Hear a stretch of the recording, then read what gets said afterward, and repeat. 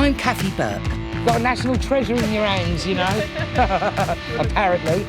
And I want to get us talking about money. Money really is a dirty word.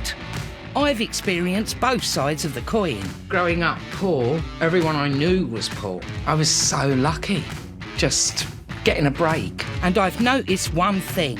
Everyone has an opinion on how you got it. Oh my God, she's such a slut. Not really, I'm smart. And how you spend it. Welcome to the Costa del Jaywick. I'm travelling the country to find out why we just can't help judging other people's bank balances. You're not allowed to be proud. I am now. Yeah, Fuck it. And take a closer look at who really is better off. We don't need money here. We have community here. Those with money. As long as you've got access to the internet now, you can just make money. Or those without. I'm here to cut the throat of poverty. Oh, very nice. We all need an Emery. No matter how rich, everyone needs an Emery. I just wish there wasn't such a huge divide, you know, between the haves and the have-nots.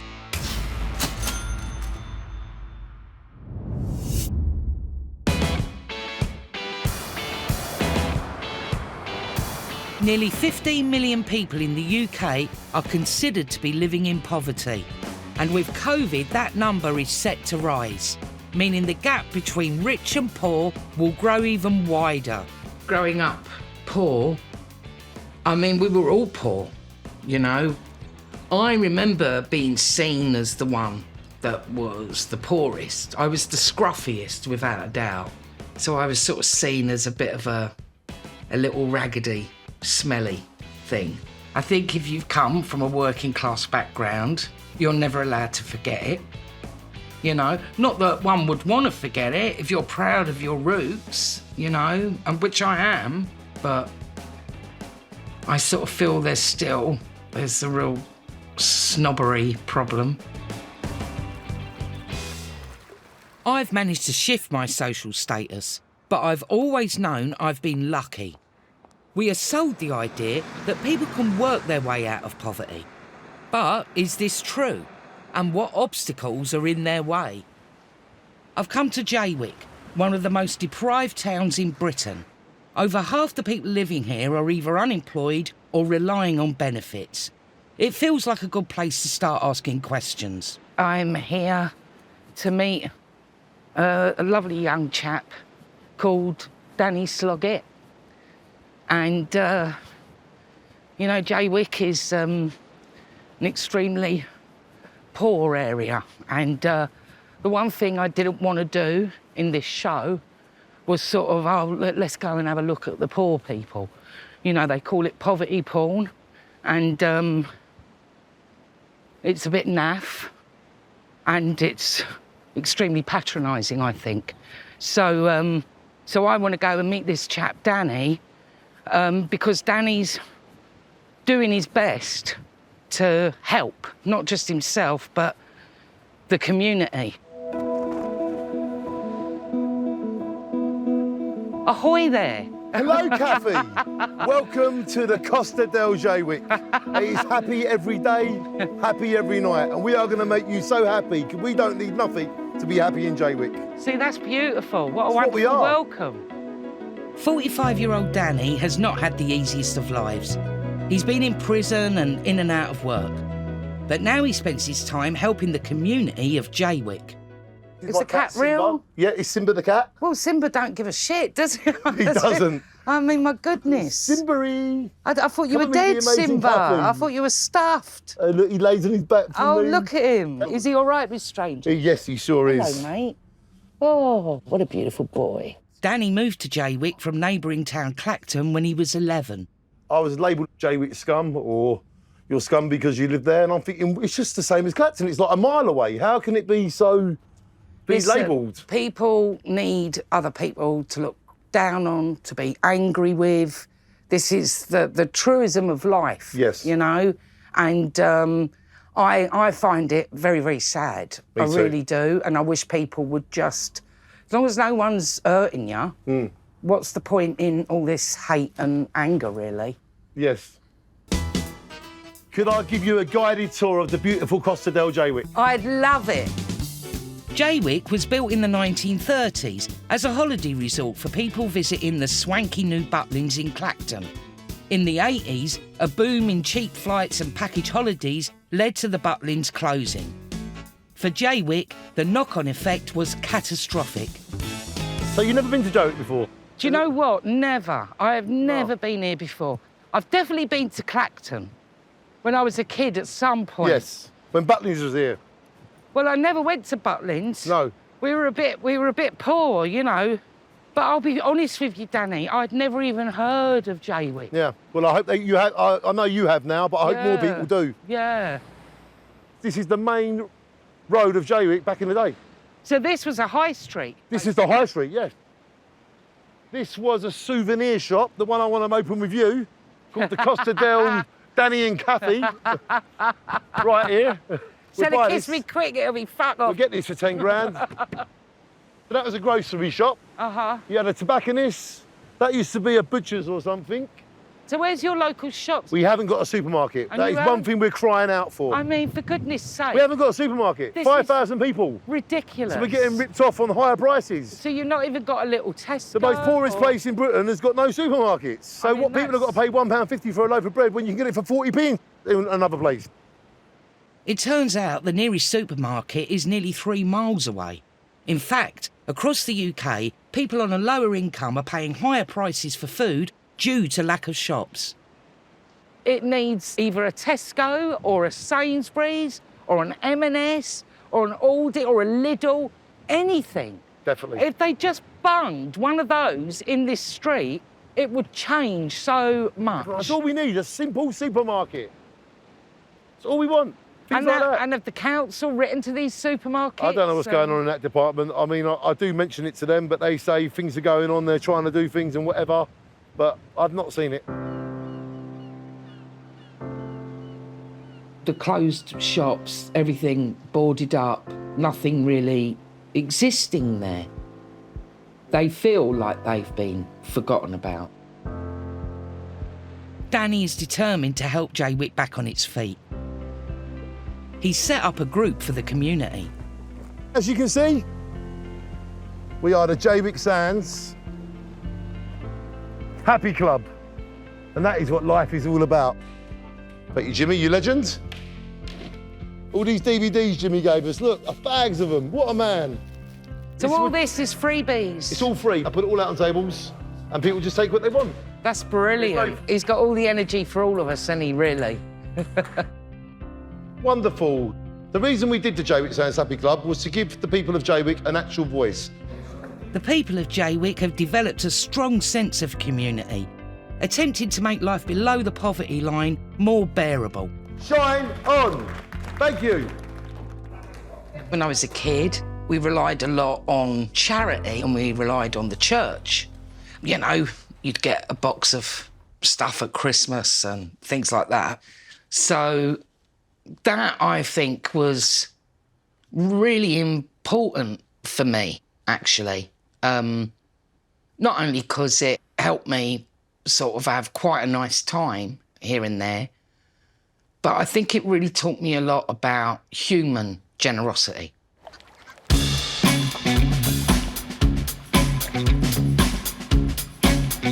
Becoming an actor was my golden ticket. I was suddenly earning good money and wasn't worrying about the basics. But that was a lifetime ago. I want to meet someone who has done it recently. Picturesque. This is obviously the nice bit of the Thames.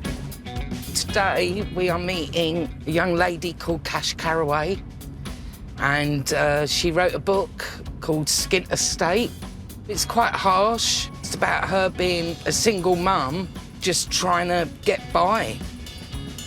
I wouldn't expect her to be living in an area like this while she was on the poverty line, certainly not. This isn't where they ship the poor out to, is it, really? Hello. Hello. How are you? I'm all right. How are you, gorgeous? Not bad, thank you. How are you doing? Good to see you. Yeah, good to see you too. Come in, come in. Thank you very much. I like your dress. Oh, thanks, babe. Yeah, it's lovely. This is beautiful. Thank you. So how long have you been here? exactly a year now. Oh, really? Yeah, yeah. Yeah. You've got lovely taste, Cash. Oh, It's thank gorgeous. Do you know what? Let's start. We're in this beautiful home, right? Did you ever imagine that one day you'd be in a beautiful home like this? you. No, I never thought I'd live this life. I mean, I'm not wealthy by any stretch, but... But when you compare it to what life used to be... Well, to what life was just a year ago. Oh, really? Yeah. Yeah. So writing the book helped get you out of the poverty trap, basically. Yeah. I had this blog, this really bad blog that was only read by 2 people, about living in poverty. Nobody ever read it. But this journalist tweeted my blog out and said, why doesn't this woman have a book deal? Wow. Because she's a really good writer. Yeah. And I saw the tweet and I was like, oh, that's really nice. Didn't expect anything of it. But by the end of the day, because she was quite a well-known journalist and was followed, she had quite a big following. Yeah. By the end of that day, I had a message in my inbox from Penguin Random House. That's extraordinary. I know. It is just those tiny bits of luck, and it's who you know. I just happened to have met this journalist, and that book provided an escape route. But not everyone has that. No. That's really lucky. God, I was so lucky, man, I tell you. I was so lucky. When I was about 3, this young lady came into my life called Pat. And she came into my life because she was studying child psychology at university. And she was writing a thesis about little girls that didn't have mums. As far as I can gather, Pat took a bit of a shine to me. You know, she liked me, I liked her. And she also used to take me to art galleries and museums and things like that, you know, which I think if my darling mum had lived, I don't think I would have been shown that world. I loved Skint Estate. I was so on your side. I felt like your mate when I was reading it, you know. I especially love We Don't Have Wine O'Clock.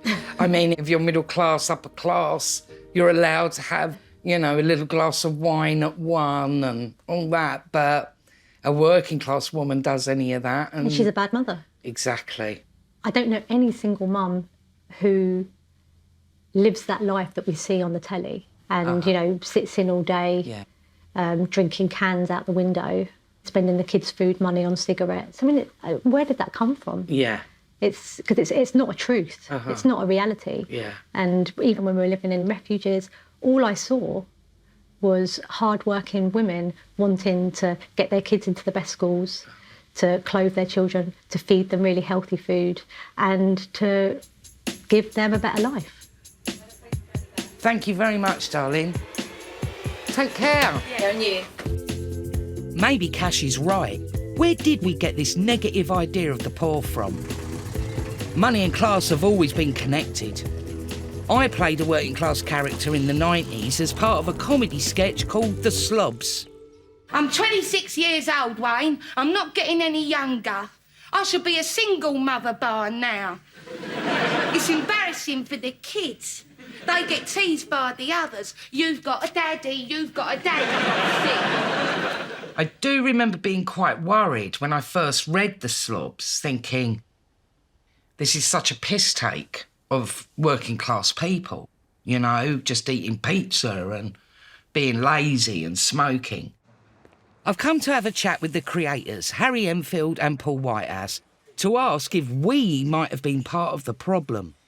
In comedy in general, particularly in this country, a lot of it is about class, isn't it? Yeah. And when we all worked together, obviously H and I did The Slobs together. They were the poorest characters that we portrayed, you know. Oh, I've got a point about the class system, Kath, and it's got very little to recommend it overall, apart from one thing, humour. Yes. That's its saving grace. And we can laugh at the rich, the middle class, and the working class, you know. We shouldn't be afraid just because somebody is in that bracket that we can't... Yes. You know, the class system itself is up there to be lambasted. You should have had lots of different kids by now, by lots of different women, none of whom you ever see. I don't want lots of kids by different women. I love you, and I love our kids. Don't say that, Wayne. We're in enough trouble with the social services as it is. The way I looked at it, I mean, I just felt we were doing cartoon characters. But I still got had a go at by people. I still got, you know, oh, you shouldn't be, you know, portraying. But it was usually from middle-class people who were like, this is derogatory about these people. The reasons why the slobs worked to me was because they were nice, you know. They were good people, and they had silly lines. And it was trying to do a sort of a social look at Britain at the time, I guess. There is a sort of, it might be a disingenuous affection for people who are really having it tough, you know. But do we really want them to stay there in the mire? You know what I mean? Struggling to make ends meet, or do we want them to have money? It's quite interesting when we do give them money, we lose interest in them a bit, don't we? Yes. A lot of all this with the rich-poor divide, you know, it's judging. It's always like we're constantly being sort of encouraged to judge other people. How much do you earn? None of your business. No, seriously, how much money have you got in the bank? No, seriously. Mind your own fucking business. What's the weirdest thing you've ever done for money? This. This to me is weird. Sat here on my fat arse talking about money, which I'm doing for the money. It's a bit fucking weird, isn't it?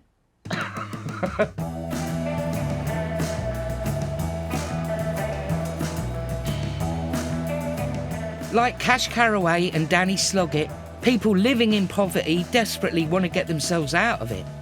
However, there are some people who have chosen to put themselves into a life without money.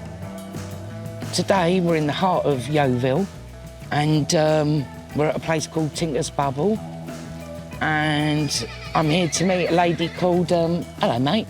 I'm here to meet a lady called Kirsty, who's part of this community. And this is a community, you know, that are living as far away as they can from normal life. Tinker's Bubble in Somerset is a vast woodland area that 14 families call home. They live off the land and make just enough money for essentials. To make their lives even more difficult, the community live at the top of a very steep hill, and the easiest way up is by horse. It'll be all right, because I'm quite a fatty. I'm not going to rocket you to the side or anything like that, OK? I'll trust you. Got a national treasure in your hands, you know. Apparently. Walk on. Right. Make sure you get it on camera, because I'm not doing it again.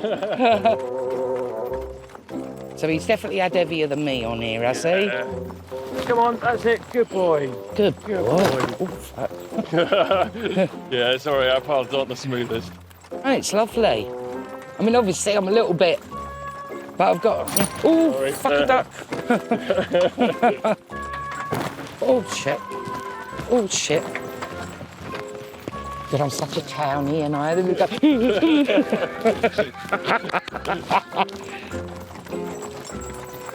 And here we are, home sweet home. Yeah, welcome. Beautiful. Thank you, Jim. Thank you, sweetness.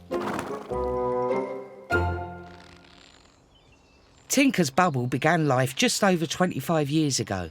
All the homes were built by residents who are known locally as Bubbleites. I don't know what it is about this place. I just want to talk like that all the time. Good morning, good morrow. Welcome to Tinker's. Well, thank you very much. You're very welcome. This is where we all live, so residential area at the top of the hill. I'll show you where we all sort of commune together. Yes, please. See, I love this thatch. Yeah, it's beautiful, isn't it? That's gorgeous. I think there's been a building here for as long as anybody knows, because it's been a So this would have been the first building built, yes. I'm assuming. Yeah, and all the people that lived here were just in yurts, really. Yeah. And then over years, this has all been built up. So this is the roundhouse where we all sit and dine and play together. This is the kitchen area where one of us cooks every day for everybody. And you've got an Arga. We have one wood-fired Arga and two rocket stoves. Look at this. There'll be some housewife in Acme now going, darling, that's what we need to do next.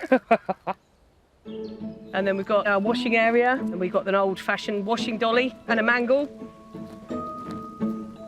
So you smash your washing up for a bit. Yeah. In here, and then you mangle it and hang it up. So we boil it, rinse it, smash it, mangle it. Yeah. That sounds like a rave tune. It does, doesn't it? Boil it, smash it, mangle it. And then the kitchen extends through to outside as well. See, look at this. Yeah, it's beautiful. I love the kitchen. Coming from catering, you know, I just... Oh, is that yeah. what you did? Yeah, I ran a cafe for 6 years.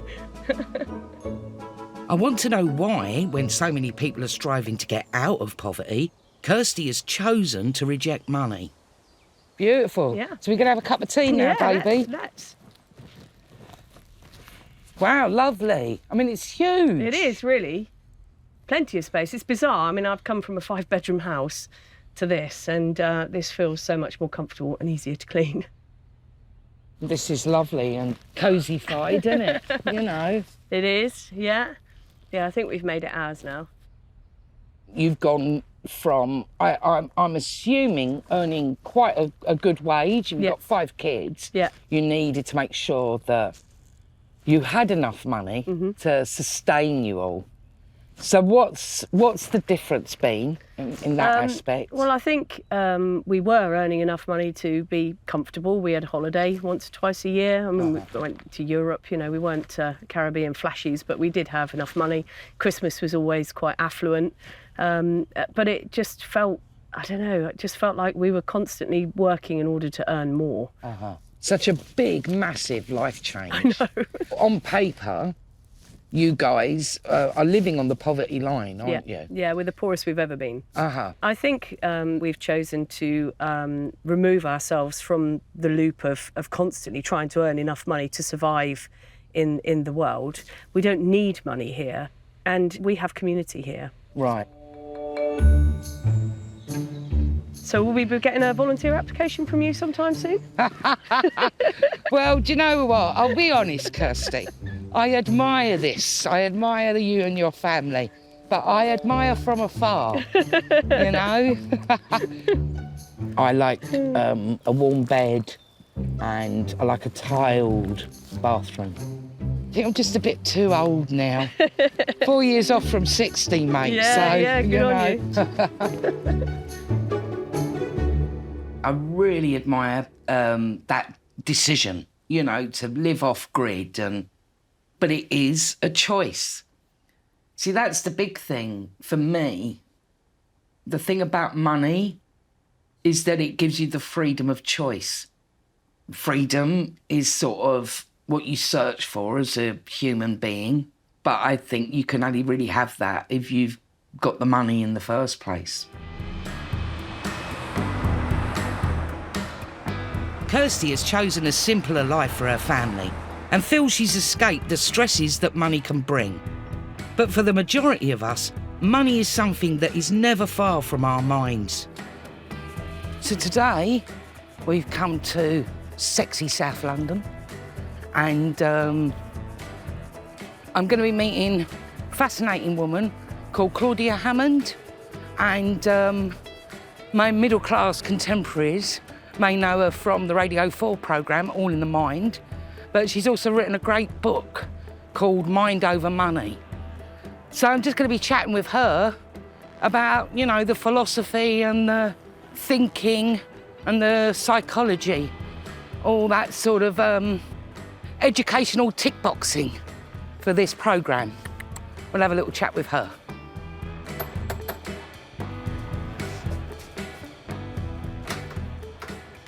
Hello, hiya, come in. Claudia. How are you? I'm good, how are you? I'm good, thank you. Well, I think a good way to open is we've often heard this phrase, money can't buy you happiness, but I think it does. You know, I think that was said by someone, you know, who has a lot of money, I think. What is it that people are trying to get in their lives? What people want to do, if they have no money at all, is to not have that anxiety of worrying about how you're going to pay the next bill. That does make people happier. That absolutely, definitely does make people happier. I personally think if you've been poor, you never, ever can forget it. Does that make sense? Yeah, so it does. And I think that there have been really interesting studies about that and how our minds focus a lot on the thing that is scarce for us. Okay. So if people are trying to give up smoking, what they notice when they go around, they might notice in old films, they notice people smoking. You notice the thing that you're trying, that's occupying your mind. This is a very common cognitive thing that goes on. And the same happens when money is scarce. So if people are desperately worried about money, that anxiety is kind of taking over a portion of their thinking and making it even harder to concentrate on other things and to make good decisions about other things, to the extent that their IQ was lower at the time where they were really worried about money. Right. And their IQ went up, sometimes 2 categories up, when they had some money and weren't worried, because they didn't have that worry all the time. And so I think when people say, how could someone poor be, daft enough to take out a payday loan? How ridiculous. It's because people are worrying about that money all the time. Right. And then something else would happen, like the car would break down, so they can't pay back the loan, and suddenly they're in these sky-high interest rates. People haven't been stupid by doing that in the first place. People are trying not to have debt. They just can't think straight. Yeah. Because the worry of it is, I think that's amazing. Yeah. I think that's so interesting. How many fucking poems and plays and films are done about love? When you're in love, your brain does this, does that and the other. That's why you become foolish. Oh, we accept it when it's about love. Why aren't we accepting it when it's about money? It's like, look, if you're worried about money, you literally can't think straight. Ah, bollocks, they're just lazy twats. You look what's happened recently with COVID and everything, it's forced people to empathise a little bit and understand what other people go through. I walk a lot like this with my hands behind my back. What old people do. Started doing it myself. Realised it helps with the posture as you're walking. So there we go. Tips from an old fucker.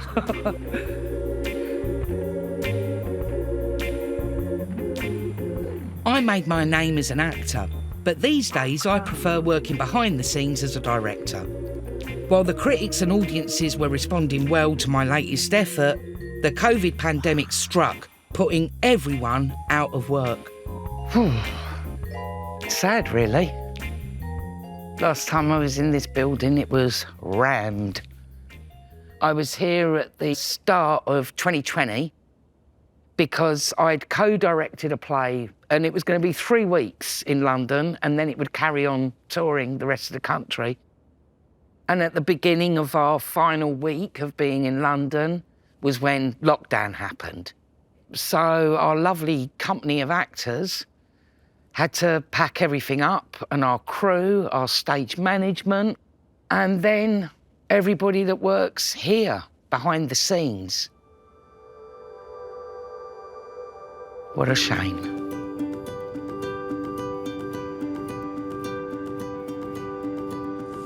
The pandemic has hit everyone, but I think it's fair to say it's hit the poorest the hardest. An estimated 600,000 extra people have had to ask for help from food banks, like this one in Islington. Hi, ladies. You all right? I've just been a wanker. Yeah, not bad. You? Lockdown over soon? Well, I Googled, and there are 2,000 food banks in the country. And today we're visiting a food bank that isn't too far from where I live, actually. When I was a kid, it certainly felt like, looking back, it was a day-to-day survival. I was sort of obsessed with food. If there was food, I'd always want more than I needed at that time, because I remember thinking as a kid, hamsters and squirrels and stuff, they store food. I didn't realise they sort of stored it in their cheeks for a later date. So I just sort of remember having this feeling that, well, if I eat a lot now, I won't feel as hungry tomorrow, which we know it doesn't work like that. But that was sort of my way, you know. It was a bit different, I think, being a kid growing up poor in the 60s and the 70s, because I never felt that I was scum, you know. They really make you feel like you're scum now if you're on benefits or you're poor. This attitude towards people in poverty still exists, and I think it's incredibly sad. Right, so you're going to give me a little tour. Yes, so we've got a mask up And we'll for put it our now. masks on. The manager, Savas Panas, has been running this food bank for 3 years. The other day, I was in a taxi with my mask, and he kept on calling me young lady. Wonderful. So there are little benefits. This is where food comes in. I just remember as a kid, if we had money, it meant we had food. And it meant we had heating. And it meant we had electricity, if there was money. But when there wasn't money, which was quite a lot of the time, you know, we did have to go without things and did have to go to bed hungry and did have to go to bed cold. Food is only one of the worries when you have no money. I want to ask Savas about the other pressures people face. We realised that people were coming with shame and people were coming feeling embarrassed. For us here, the message, which is different from maybe it's from other food banks, is I'm not here to feed them and to keep them sustained. I'm not a big supermarket. I'm a food bank. So my gift to you is some respite. If I can save you £40, have fun with it. Yes. You know, one lady went and got her nails done. Somebody saw her and criticised and said, she comes to your food bank and she went and got her nails done. I said, I don't care. She made a choice. She could have paid a bill. She could have bought something for her children. That day, she felt so low, she went and got her nails done. Does it mean she lives another week? Yes. Does it mean she's nicer to her children for another week? Yes. I think we've achieved our aim. What I learned doing this, which makes complete sense actually, that when you're worried about money, the brain stops you thinking straight. So you don't make right decisions, you know, and you do get nervous and scared and tongue-tied. And I just think people should know about this, because I just think it would help people just empathise a little bit with people that are in a worse situation than themselves. Part of the problem, actually, is the shame of being poor. And I think that in itself is a shame, because, you know, the majority of people that are poor, it's not their fault. And yet they're always made to feel, you know, by society and the media and, oh, anyone can get a job, and it's such a crock of shit. Food banks shouldn't exist in this country. It's sort of, it's disgusting, actually. And again, some of these Tory MPs think they're marvellous things. And they say it without any irony. You know, we've got a Prime Minister at the moment that said to his dad when he was a kid, I am going to rule the country. And his dad said, of course you will. Of course you will. Because he's got everything handed to him on a fucking plate. You know, they're ruling over us. And they haven't got a fucking Scooby-Doo about the real world at all.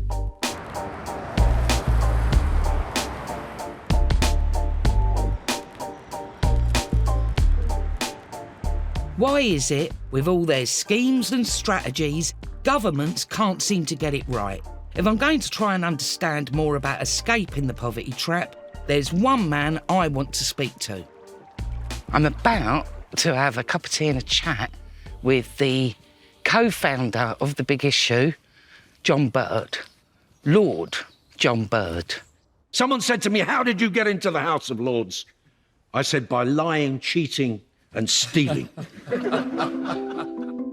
He grew up in very humble beginnings, poverty-stricken childhood, and then spent a lot of time in and out of orphanages and reform schools and detention centres, and lived on the streets for a few years himself.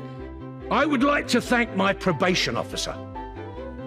If I had not gone through that terrible self-defeat, I would have never have been able to get out and learn to read and write in a boys' prison at the age of 16.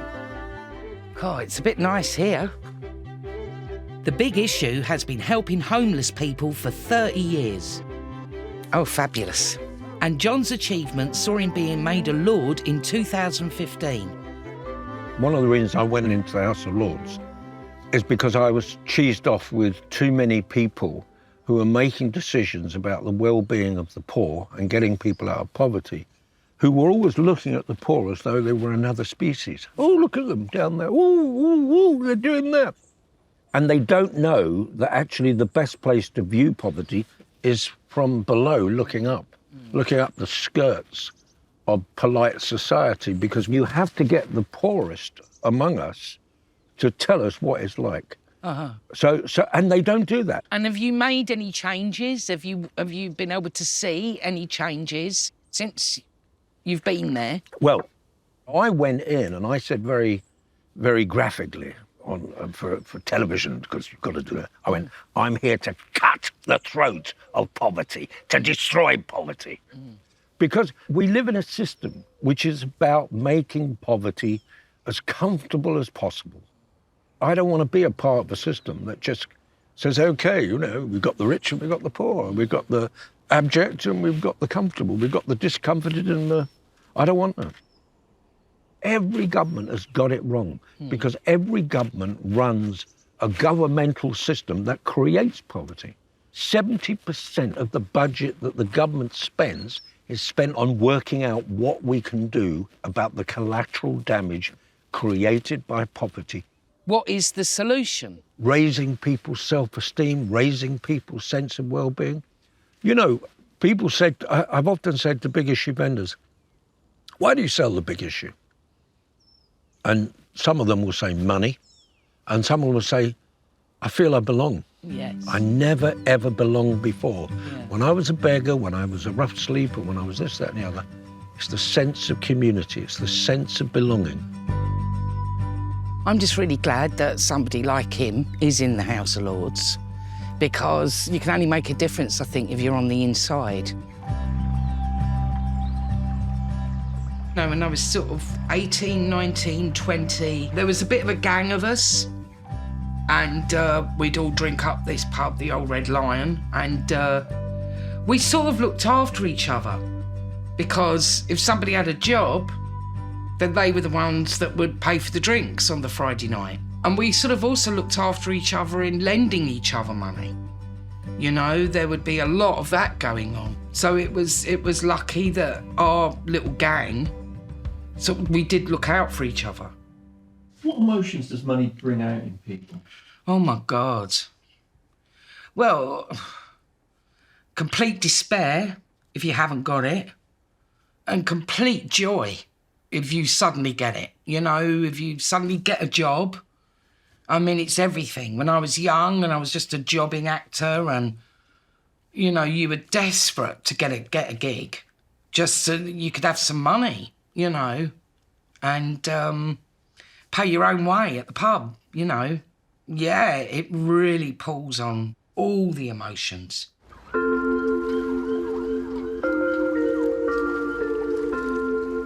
Chatting to John Bird got me thinking. Change has to come from the top down. The government don't look like they'll have it sorted anytime soon, but there are people in positions of power who want to change the status quo. We've come to Preston, pretty Preston, to meet a guy called Alistair, and we're at a place called Recycling Lives, which sounds like a pretty impressive place, because they're helping homeless people get their lives back on track. Alistair has been a director of the company for 13 years. We started off as a scrap metal business. Yeah. Family business goes back about 40 years, just doing scrap metal, cars and that kind of thing. But I found that I had a passion for helping people and helping homeless people in particular. And we wanted to develop a charity, which is pretty mad if you think about it. Yeah. I have to say that I wasn't sold on it at the beginning. Oh, well, were you a bit cynical about the whole thing? I was very cynical. And why, though? Did you just think it wouldn't work? Well, I was operations director of the business and wanted to concentrate on growing the business, and I didn't see what it was going to bring to the party. But after many, many conversations, that's what we did. We have a 6-stage programme that literally takes you from whatever position you are when you come to us, so street homeless with nowhere to go and nothing, and we do the basics. Life skills, job skills, from cooking, cleaning, and then more technical skills like forklift driving, if they're going to do that. If you want to be a chef, then we'll put you through catering. And our guarantee at the end of that programme is that you'll have your own job and your own accommodation to go into. Amazing. These guys over here, they are actually dismantling wireless hubs. Right. Because it all has a value. You've got plastic in here that has one value, you've got a circuit board there with another value. And so it is creating money, if you like. Shall I give it a go? I'll give you 5. Give me 5. I won't even get one fucking done. What are you talking? I'll give you 5. All we do is... Smash it up. So all your plastic goes in one thing. And your circuit boards. Oh, I get it. Oh, do you want to come this side? Yeah. You're too young to remember the generation game. They used to do stuff like this. Well, I've seen it. I've seen it. See, I've not got my glasses. Is that... That's in. Why isn't it coming out, Martin? Oh, go on. See, let me put my glasses on. This will make a huge difference. I still won't be able to fucking do it. Now I can see the little fella. So you push. Well, push down here. Look, see? 1. Come on, Martin, hurry up. Come on. I'm slowing you down here. It's repetitive work, isn't it? But... You know what? It does actually get therapeutic a bit, though. Oh, do you? And do you what? Do you just... your head wanders off, does it? It does. Happy day. See? Amazing. Look at Right, that. mate, Kathy down 1. I think anybody that needs help are looked upon as being weak. And everybody's terrified of weakness for some weird fucking reason. Maybe they think it's infectious. Have to get me fob out.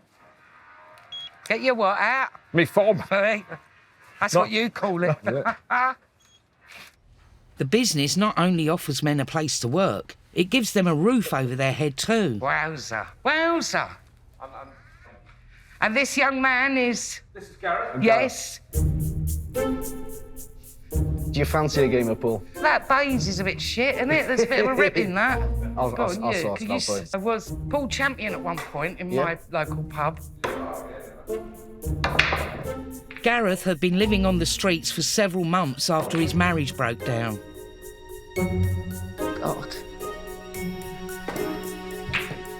God, we're both shit, aren't we? Thank you, baby. This has been an amazing... It's a godsend. Yeah. It really is. Their sign says it all. They're all holding hands, so the man at the top is helping the man in the middle, who's helping the man at the bottom. Bloody hell, you're going to have me crying here now. My confidence went out the window. My dignity went out the window. And slowly but surely, you start claiming all that back. And were you embarrassed at times? I was, yeah. Yeah.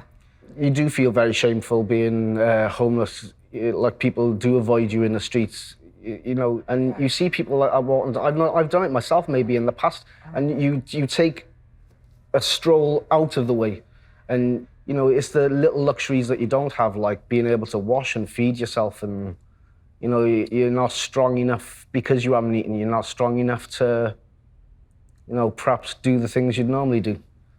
But the shame is awful. You start